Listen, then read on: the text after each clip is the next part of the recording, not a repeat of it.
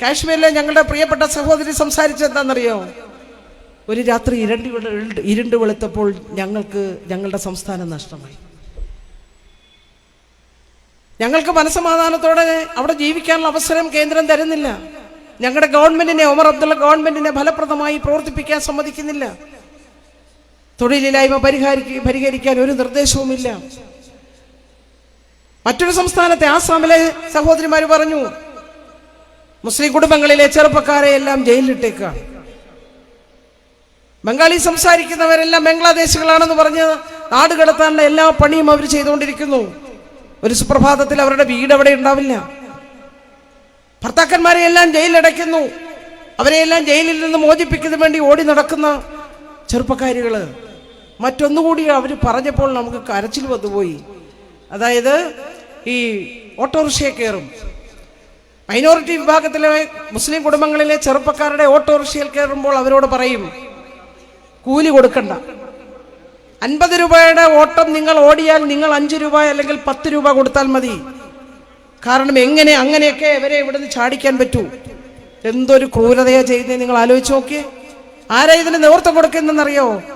ഹിമന്ത ബിശ്വ ശർമ്മ എന്ന് പറയുന്ന പഴയ കോൺഗ്രസ്സുകാരൻ. കോൺഗ്രസ് എല്ലാം BJP ആയിക്കൊണ്ടിരിക്കുന്ന കാഴ്ചയല്ലേ നമ്മൾ കണ്ടുകൊണ്ടിരിക്കുന്നത്.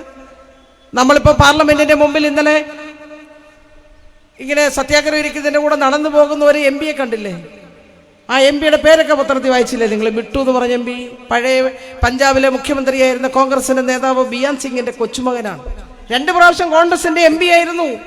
ആ കോൺഗ്രസിന്റെ MP ആയിരുന്ന ഒരു മനുഷ്യനാണ് കോൺഗ്രസിന്റെ ലോക്സഭയിലെ പ്രതിപക്ഷ നേതാവിലെ കോൺഗ്രസിന്റെ നേതാവ് രാഹുൽ ഗാന്ധിയൊക്കെ അപമാനിച്ച് കടന്നുപോയത്. ഭീകരമാണ് ഈ ആസാമിലെ മുഖ്യമന്ത്രി ഹിമന്ത ബിശ്വ ശർമ്മയുടെ പെരുമാറ്റം. അങ്ങനെ എണ്ണി ഓരോ സംസ്ഥാനത്തും നടക്കുന്ന സംഭവങ്ങൾ നമുക്ക് പറയാൻ കഴിയും. പ്രിയപ്പെട്ടവരെ, അത്തരം സ്ഥിതിവിശേഷം നമ്മുടെ നാട്ടിലുണ്ടാവാൻ പാടില്ല. നമ്മൾ വളരെ സ്നേഹത്തോടെയും സന്തോഷത്തോടെയുമാണ് കഴിയുന്നത്. ഞാനിന്നിപ്പോൾ ഈ മീറ്റിംഗ് കഴിഞ്ഞിട്ട് എൻ്റെ വീട്ടിൽ ചെല്ലുമ്പോൾ ഞാൻ എത്താൻ വൈകിയാൽ എൻ്റെ തെക്കേ വീട്ടിലെ ഉമ്മ എൻ്റെ വീട്ടിലെ ലൈറ്റ് വന്നിടും. എൻ്റെ വീട്ടിൽ എനിക്ക് ഭക്ഷണം വെക്കാൻ സമയം കിട്ടിയില്ല എങ്കിൽ ചോദിക്കും, മോൾ എന്തെങ്കിലും കഴിച്ചോ? രാവിലെ പോരാൻ നേരം ഒരു ചായ കുടിച്ചോണ്ട് പോകുന്നു പറയും. അത്തരം ബന്ധങ്ങളും സൗഹൃദങ്ങളും ഒക്കെ നമ്മുടെ നാട്ടിലുണ്ട്. നമ്മൾ അതെല്ലാം കാത്തു സൂക്ഷിച്ചോണ്ടാ പോകുന്നേ. ഇന്ത്യയിൽ ഇതെല്ലാം ഉണ്ടായിരുന്നു, അതെല്ലാം തകർത്തില്ലേ? ഗുജറാത്ത് കലാപത്തിന്റെ ആ ഒരു രംഗം നമ്മുടെ മനസ്സിലേക്ക് നമ്മളൊന്ന് കൊണ്ടുവന്നേ. അപ്പുറവും ഇപ്പുറവും ഒക്കെ ഒരുമിച്ച് ജീവിച്ച ആളാണ്. അതാണ് കടാരയുമായി വന്ന ചെറുപ്പക്കാരനോടൊരു സഹോദരി ചോദിച്ചത്, സുരേഷേ, നിന്റെ വീട്ടിൽ നിന്നല്ലേ ഞങ്ങൾ പാല് വാങ്ങുന്നത്? ഞങ്ങളുടെ കടയിൽ നിന്നല്ലേ നീ സാധനം വാങ്ങുന്നത്? നമ്മൾ തമ്മിൽ വല്ല പ്രശ്നമുണ്ടോ? പക്ഷെ വർഗീയത വന്നാൽ കണ്ണും മൂക്കും ഒന്നുമില്ല, പരസ്പരം പിന്നെ കൊന്നൊടുക്കും. അത് നിന്ന് സാക്ഷ്യം വഹിക്കേണ്ടി വന്നു നമ്മുടെ രാജ്യം.